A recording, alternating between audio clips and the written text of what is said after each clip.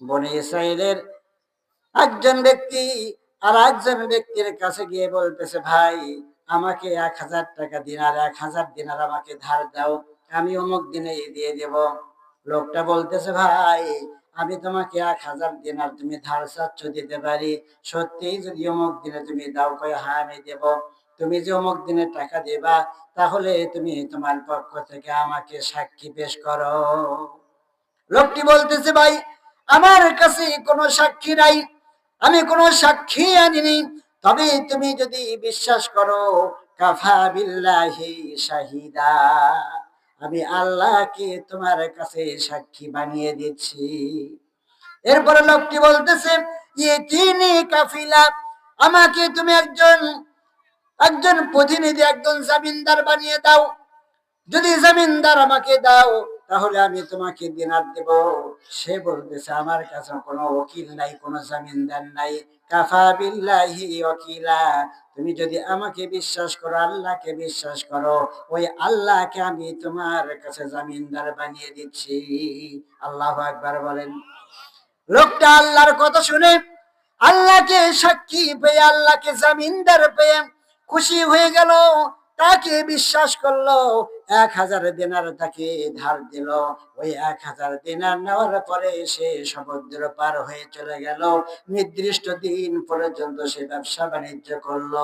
যেই দিন টাকা ফেরত দেওয়ার সময়, সেই দিন সে সমুদ্রের পাড়ে এসেছে।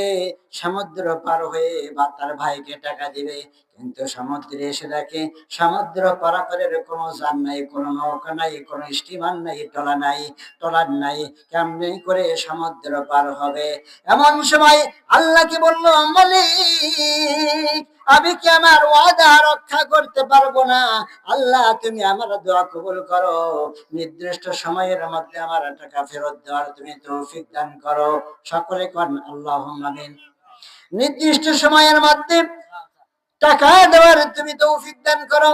এই কথা বলে যখন কিছু পেল না, ওখানে একটা কাঠের টুকরা ছিল। কাঠের টুকরাটা একটু করে খনন করে খুঁড়তে খুঁড়তে একটা গর্ত করলো। ওই গর্তের মধ্যে টাকাগুলো দিল। এরপরে আর একটা কাঠের টুকরা দিয়ে ওই কাঠের গর্তটা সে ঢেকে দিল। আর সেখানটার মধ্যে একটা চিঠি সে লিখে দিল, আমি তোমার টাকা পরিশোধ করে দিলাম, জানি না তুমি টাকা পাবে কিনা। এই কথা লিখে কাঠটা বন্ধ করে, ফাঁকা ফোকর বন্ধ করে নদীর মধ্যে ছেড়ে দিল। আল্লাহু আকবার কোন। নদীর মধ্যে ছেড়ে দিয়েছে। আল্লাহ রাব্বুল আলামিনকে দায়িত্ব দিয়েছে, আল্লাহ তোমার কুদরতি হাতে আমি এই কাঠের টুকরাটা ছেড়ে দিলাম, আমার এই কাঠের টুকরাটা আমার অমুক ভাইয়ের কাছে তুমি পৌঁছে দিও। এই কথা বলার পর নদীর মধ্যে ছেড়ে দিয়েছে, এবং তার কিছুক্ষণ পরে সে জান পেয়েছে, একটা নৌকা পেয়েছে, পিছনে পিছনে আসতেছে। এরপরে দেখা যায় ওই দিক থেকে তার পাওনাদার সমুদ্রের পাড়ে এসে বসে আছে। সকাল থেকে সন্ধ্যা পর্যন্ত বসে থাকে। যখন সন্ধ্যার দিক হয়ে গেছে, না কোনো নৌকা আসে না, কোনো স্টিমার ট্রলার আসে না। ওই লোকটা মনে মনে চিন্তা করলো, যে ব্যক্তি আল্লাহকে কাফিলা, আল্লাহকে জামিনদার বানিয়েছে, যে ব্যক্তি আল্লাহকে সাক্ষী বানিয়েছে, সে তো কখনো মিথ্যাবাদী হতে পারে না। আল্লাহু আকবার। আমার ভাইরা, সন্ধ্যা পরন্ত সন্ধ্যা যখন লেগে গেছে, সূর্য ডুবু ডুবু হয়ে গেছে, সে ফেরত যাবে। এমন সময় দেখলো ছোট্ট একটা কাঠের টুকরা ভেসে আসতেছে। সুবহানাল্লাহ, ভেসে আসতেছে। মনে মনে চিন্তা করলো, কাঠের টুকরাটা অন্তত নিয়ে যাই বাড়িতে, আমার জ্বালানি খড়ির কাজ লাগবে।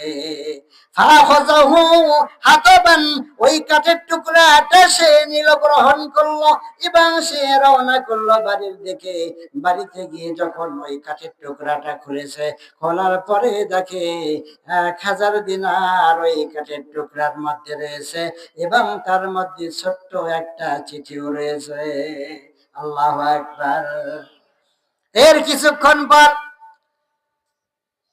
ওই লোক, যেই লোক টাকা নিয়েছিল 1,000 দিনার, সে এসেছে, হাতে টাকা নিয়ে এসেছে 1,000 দিনার।